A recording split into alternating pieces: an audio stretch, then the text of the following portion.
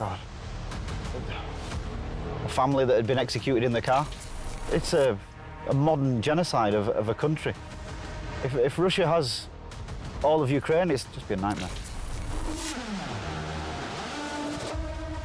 I'm just a soldier. I just do my job. You know, it could be the last time you go out. Western and Ukrainian integration of tactics, it's fabulous to see. So we still need Western soldiers to come out here, obviously.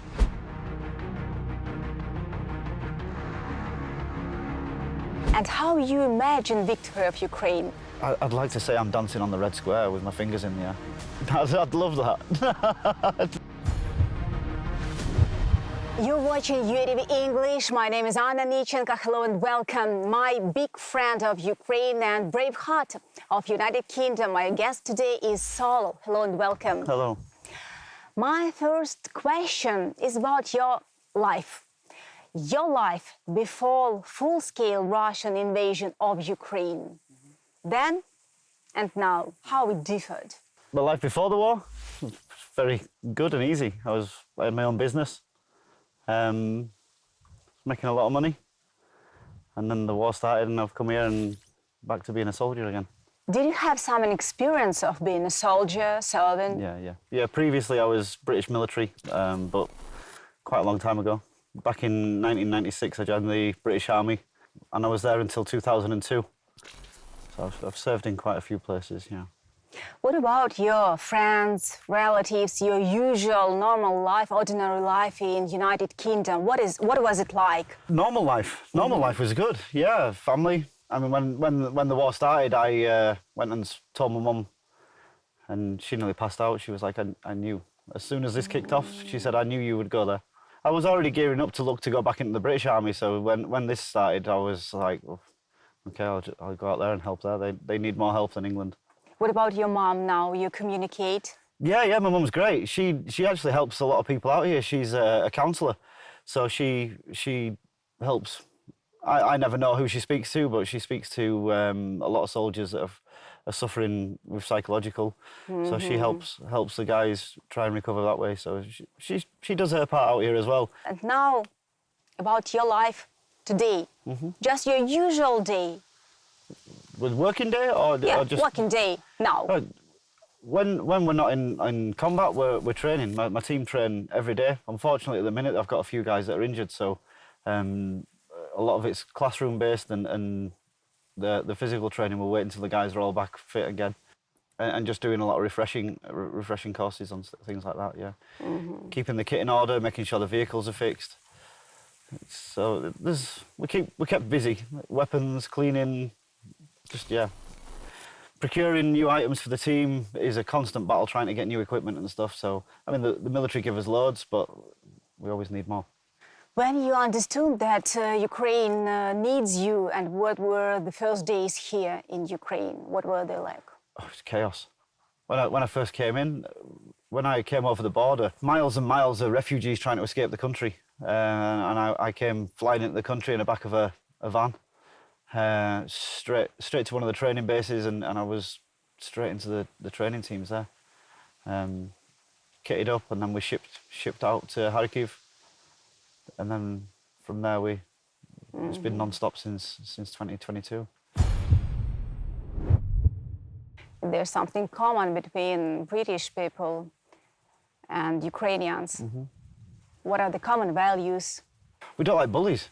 I mean, England's a very small country, and it's for a long time it's been one of the big powers in the planet for such a small country. It's got quite a lot of weight behind it.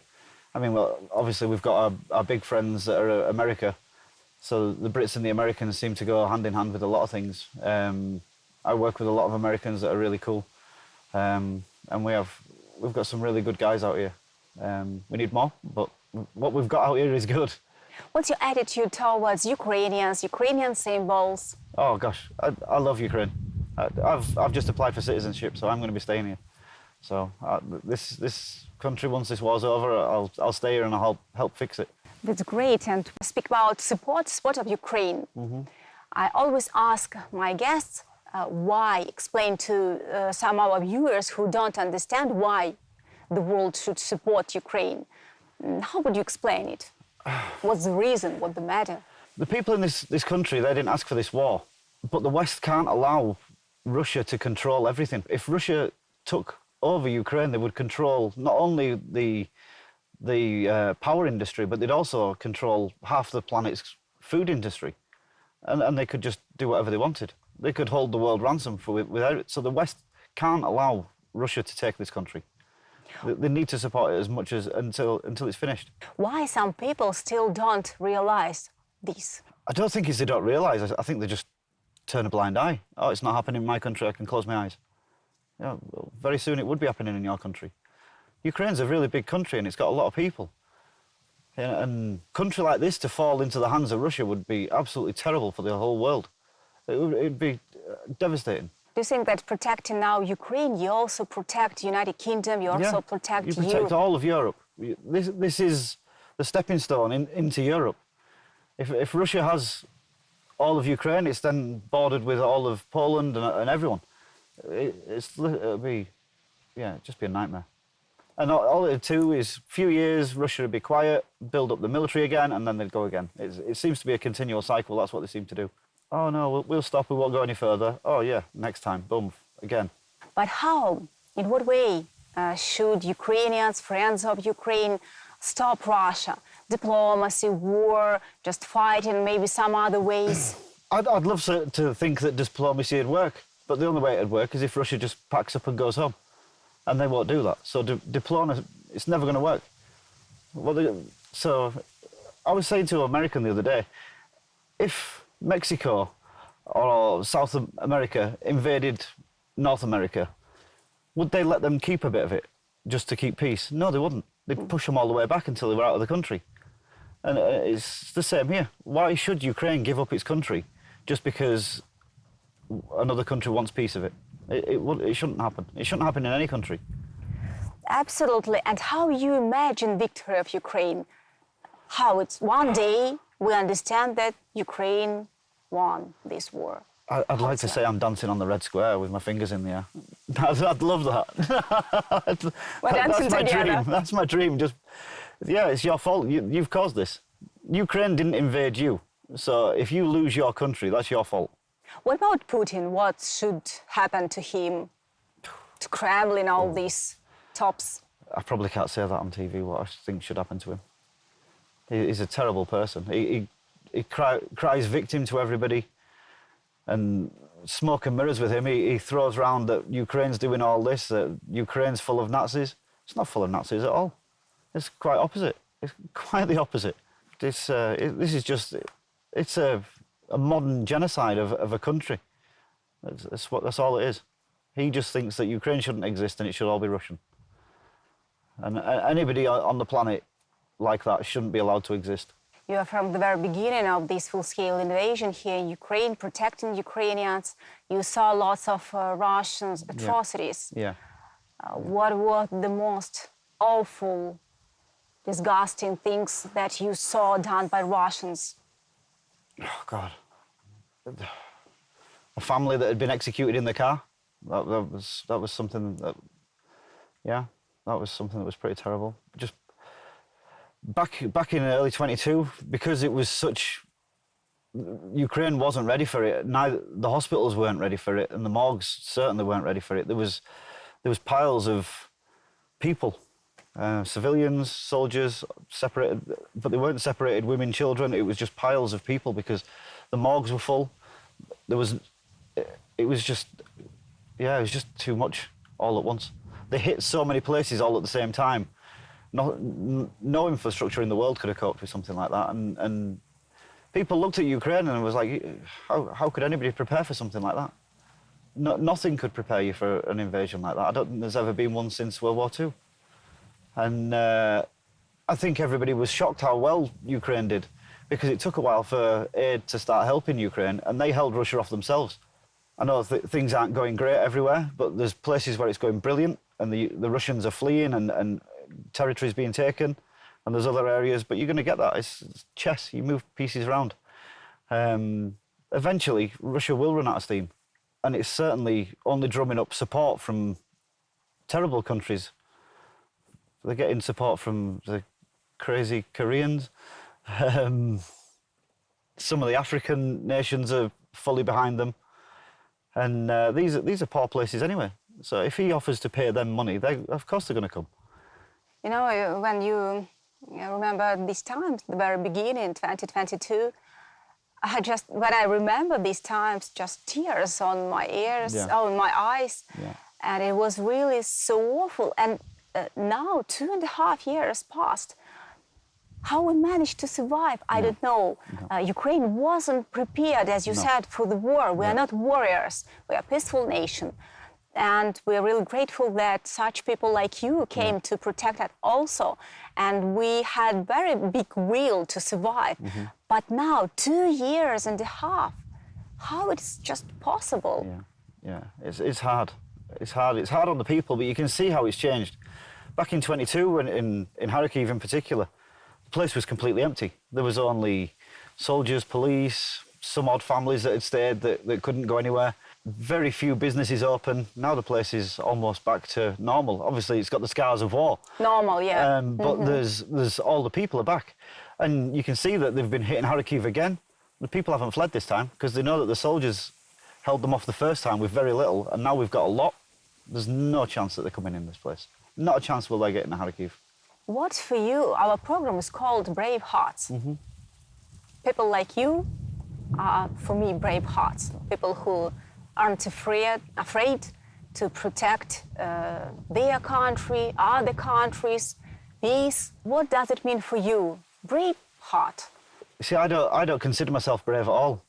I'm just a soldier. I just do my job. People say, "Oh, you're really brave doing that." Well, it's my job. You do. A chef does a chef. A footballer does a footballer. Soldiers do fighting. The world's a really strange place. So I weigh these things up with money as well, because you've got a footballer who's paid millions and millions of pounds, and all he does is entertain people. And then you've got soldiers who are one of the least paid on the planet, who defend everybody so that they can play football, so they can eat in restaurants, and they're paid very little. But soldiers just get on with it. The joy that you have in the teams that you create are a really cool family. So if one of your boys is upset, you're upset. And it's a really close-knit bunch. Soldiers are really strange, but they really interlock. And to have teams from all over the world working together and fitting. I was in the British Army, and people didn't always get on in the British Army, and you were only from mainly the same country. To have all these people thrown together and get on so well and do so well, other countries have got no chance of taking something like this. It's a really strange breed of men that are over here. They're really, really good. The Ukrainians that I've worked with are absolutely fantastic. So if anybody says anything bad about the Ukrainians or the way that they do things, it's absolutely not true. Well, from what I've seen anyway, I've worked with some of the best soldiers in my life out here, and they're really professional. It's not like when you see the Russians staggering about drinking and stuff like that. You know, you get that everywhere. But the guys that are over here are professional. They're really good guys. You know, Russia and Ukraine were in USSR, but we're mentally absolutely different. Yeah. Comparing Russian army and Ukrainian army, you can compare it now. Yeah, absolutely. What can you say about these differences? You can see that Ukrainians train hard. They train a lot harder than maybe at the start of the war, and they've learned, because a lot of Westerners have come over here and they've adapted the way that we train, the way we fight. When we put training programs together, you can see the Ukrainians looking at them and going, "That's really good, we'll do that." And then they'll adapt it into their units. They'll ask if they can make videos, or they can take documents that we put together, and they integrate the Western and Ukrainian integration of tactics. It's fabulous to see sometimes. It's a really good mix. But like I said, this war, Western tactics don't work that well out here, but Western mixed in with Ukrainian absolutely do. And you can see where it changes a lot of the time on the battlefield. Obviously, we've got the threat from the sky now, which isn't so great for infantry. If we could find something to turn those FPVs and drones and things off, it'd be back to infantry. But at the moment, infantry job's really difficult. It's tough. And you can do all the training in the world, but you can't be prepared for what's coming out of the sky. You know, you said it's my job. Yeah. Like just working in restaurant, like working, I don't know, in football team. But when people like you, when soldiers, I mean warriors, go on operation, people in restaurant or in football team don't do this. No. They say goodbye No. to their relatives, to their life, and you don't know whether you'll come back from this combat or not. Yeah, every time we go out, we don't know if we're coming back. You know, it could be the last time you go out. And it's the way you live. It's fine balance. But you know, when you go out there, you've got a job to do. It might be the last time you go out, but you still go out there. Many guys have gone not thinking they're going to come back, and they don't come back. And it's sad. It's really sad, and it hurts. Hurts a lot. I've lost a lot of good friends out here. A lot of good friends. Yeah, too many. Too many.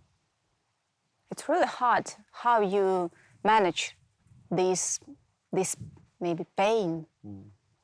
Yeah, that I'll deal with after the war. At the moment, I need to stay focused on what's in hand. It's difficult. Which combats, which missions were the hardest for you in Ukraine, and why?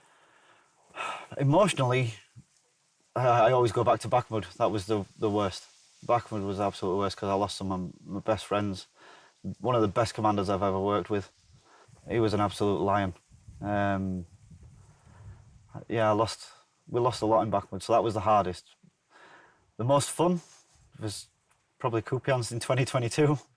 It's silly that we say it was fun, but it was good because it was proper soldiering. As 2022 went into 23, the threats from the sky started changing into FPVs and things like that, and it started changing the way that infantry could use.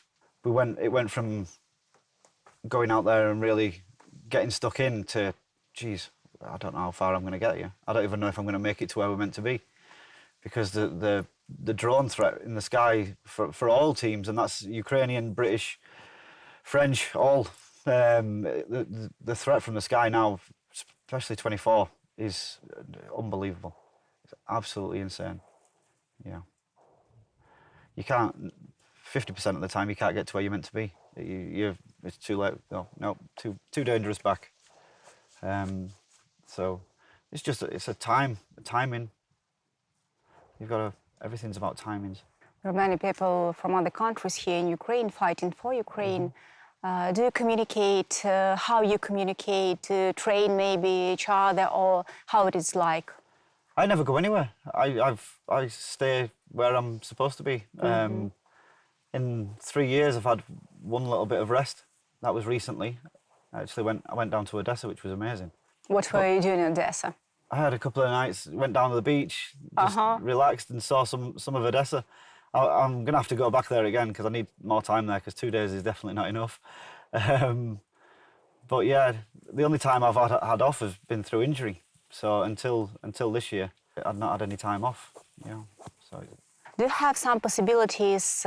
2 days in Odessa, it sounds not bad, but really not enough. No. Doing such a hard job, you need some kind of relax. You need just some kind of inspiration. I don't like being away from work, so I was given 2 weeks vacation, but I spent most of it working.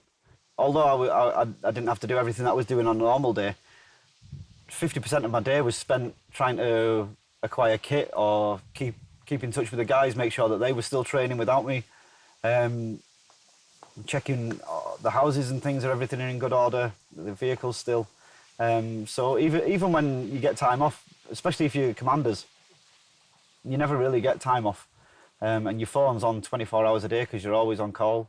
Vacation time, the battalion completely leaves you alone. They don't want you doing anything because they're like, no, you need to rest. But when you've got a team of boys who still need you, they're still phoning, I need this. So, yeah, you don't get much time away. What about your communication with Ukrainians? You told about soldiers, Ukrainians, but what about communication with ordinary people? What is it like? How you communicate? What they say to you? Do you understand them? I understand a little bit. And before, all the officers that were with us all spoke English, so it was really lazy. So all the West, and especially the guys from England and America, we didn't have to speak Ukrainian because our officers spoke English. Not great, perfect English, but we could communicate perfectly between each other. We had to speak slower so they could understand because obviously, like, you forget, I'm not, I'm not British. You, slow down, okay. And I wish I'd learned more Ukrainian, but because I haven't had to, I've been really lazy. I use Google Translate a lot if I need to, so that's helped. Yeah, I'm lazy. What about British humor? Usually people say, soldiers say from British, from Yes. United Kingdom, from Great Britain, they say that it really helps. Yeah, yeah. Like when we're on the radios, the commanders, they thought we were being serious over something, and we were. They were like, "Do you guys need us to drop food for you?" And we were like, "No. We were just being silly, keeping each other going." And they're like, "Oh, okay." They thought we were being serious over something. Our sense of humour is really tested out here, especially when you're making jokes with some of the Ukrainians. They look at you like, I don't understand. Are you serious? How do you find this funny? This is not funny. And we're like, what? Oh, okay. Okay. So, yeah. And what about fear? We spoke about laughing, and what about fear here in these hot spots? When I'm out on the ground, I have zero fear at all. Absolutely none. My biggest fear is losing my friends. That's my worst fear. It's the only fear I have. And now being in the command role, when I'm picking people to go into the teams or who's going out or who's going where, I know that I've put them in that spot. So if something happens, that weighs heavy on me because I know I've put that guy there. So my only fear now is losing people because it's a big weight to bear. And the commanders too, the Ukrainians, some people say, oh, these Ukrainians, they don't care about us. It's absolutely not true. They if I'm feeling pain, they're feeling pain too. It sits and weighs heavy a lot with the commanders. Yeah. Really, your command and life of your soldiers depend on you. Yeah. And it's really hard. But you have experience, you have a big experience. Yeah. Communicating with your soldiers, who are in your team, which country is in your team? Oh, Just only Britain, British? America, New Zealand, French. He'll kill me if I don't say that. Bulgaria. I will also be told off if I don't mention Bulgaria. That's us. Yeah, England, France, America, Bulgaria, New Zealand. That's it. How do you like this communication in your team? Perfect, because we all speak perfect English. It's so easy. It's really easy. So yeah, and one of the people's in my team's a absolutely fantastic translator who keeps everything translated perfect for us.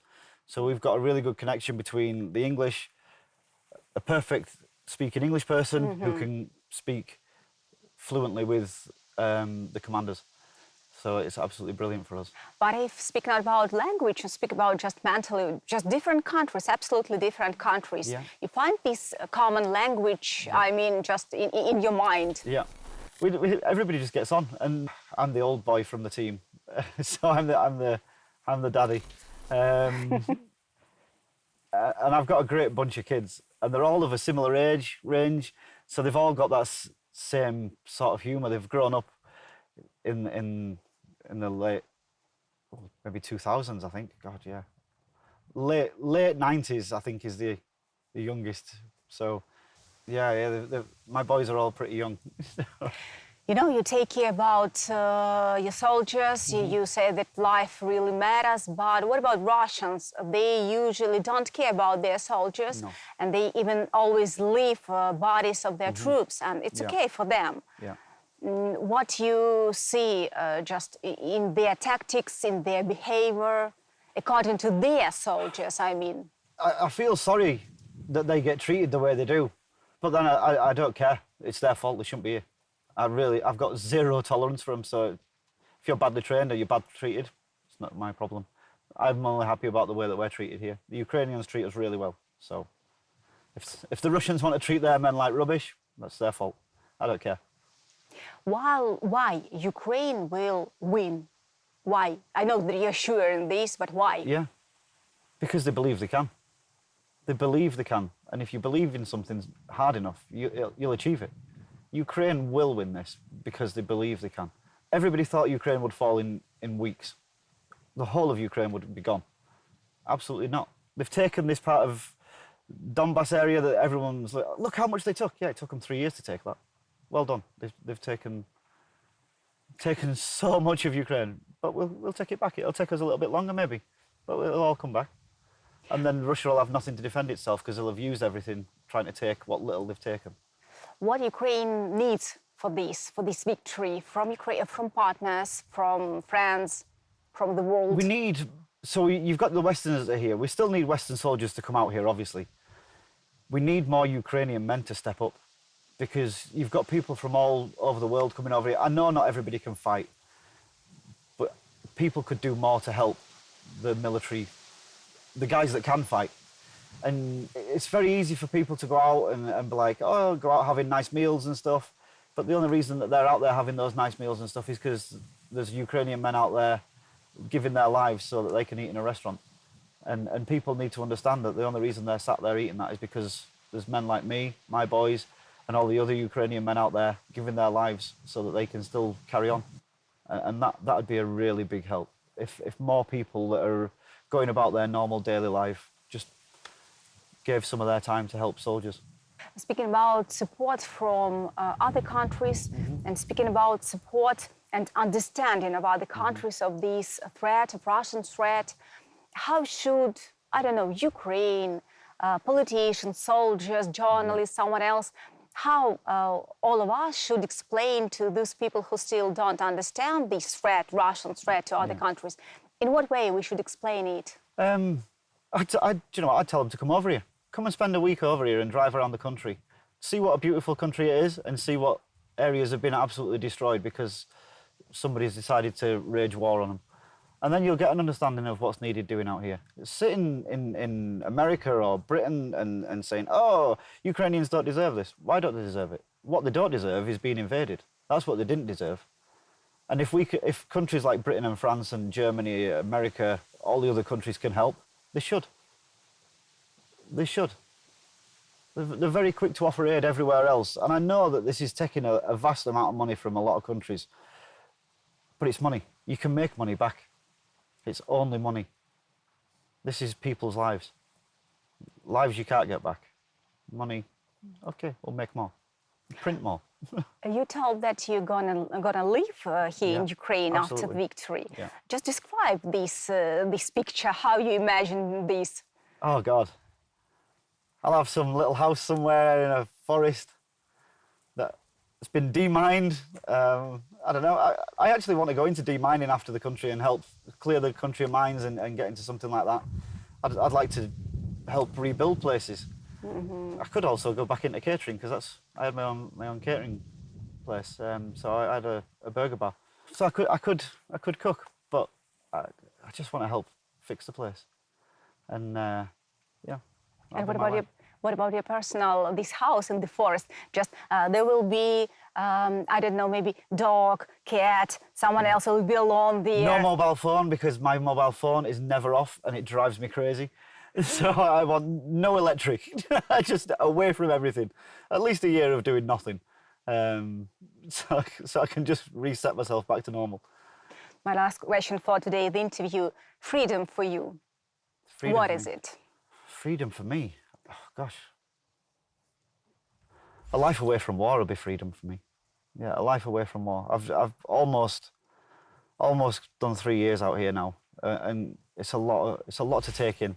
So freedom for me is the war to finish and listen to planes in the sky that have got people on rather than rockets. That'd be nice. One of my best moments out here was when Kharkiv was first freed of everything, and we were doing a food run, and we were sat waiting outside a restaurant waiting for them to bring all this food out for the soldiers.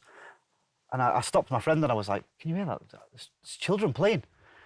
I said, "We're going to win this war." I said, the kids are back in the streets. And that was a really surreal moment. So freedom for me is having the kids back out playing again and not the fear of them getting blown up when they're sat in a park. That'll be a good day. Thank you, Solo, for this interview. You're welcome. Thank you. And thanks a lot for everything you're doing for this freedom, for Ukrainian victory. You're welcome. Thanks a lot. Thank you. It was UATV English, brave heart. See you.